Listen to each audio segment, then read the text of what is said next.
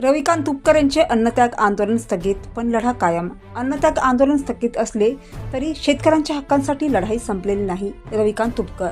बुलढाणा जिल्ह्यात शेतकऱ्यांच्या विविध प्रश्नांसाठी सुरू असलेले शेतकरी नेते रविकांत तुपकर यांचे अन्नत्याग आंदोलन अखेर स्थगित करण्यात आले आहे. मागील 5 दिवसांपासून सुरू असलेल्या या आंदोलनाची दखल घेत राज्याचे मंत्री गिरीश महाजन यांनी आंदोलनस्थळी भेट देत तुपकर यांची समजूत काढली आणि उपोषण सोडवले.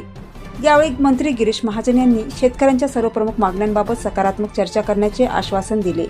तसेच येत्या 4 दिवसात मुख्यमंत्री देवेंद्र फडणवीस यांच्यासोबत रविकांत तुपकर यांची महत्त्वपूर्ण बैठक आयोजित करण्यात येणार असल्याची माहिती देण्यात आली. शेतकऱ्यांच्या सुमारे 25 विविध मागण्यांवर या बैठकीत सविस्तर चर्चा होणार असून प्रत्येक मागणीवर मार्ग काढण्यासाठी शासन प्रयत्न करेल असे आश्वासन मंत्री गिरीश महाजन यांनी दिले. उपोषण स्थगित करताना रविकांत तुपकर म्हणाले, हे आंदोलन तात्पुरते स्थगित केले असले तरी शेतकऱ्यांच्या न्याय हक्कासाठीचा संघर्ष सुरूच राहणार आहे. सरकारने दिलेली आश्वासने पूर्ण झाली नाहीत तर पुढील काळात अधिक तीव्र आंदोलन उभारले जाईल. या घडामोडींमुळे राज्यातील शेतकरी वर्गाचे लक्ष आता मुख्यमंत्री आणि रविकांत तुपकर यांच्यात होणाऱ्या बैठकीकडे लागले आहे.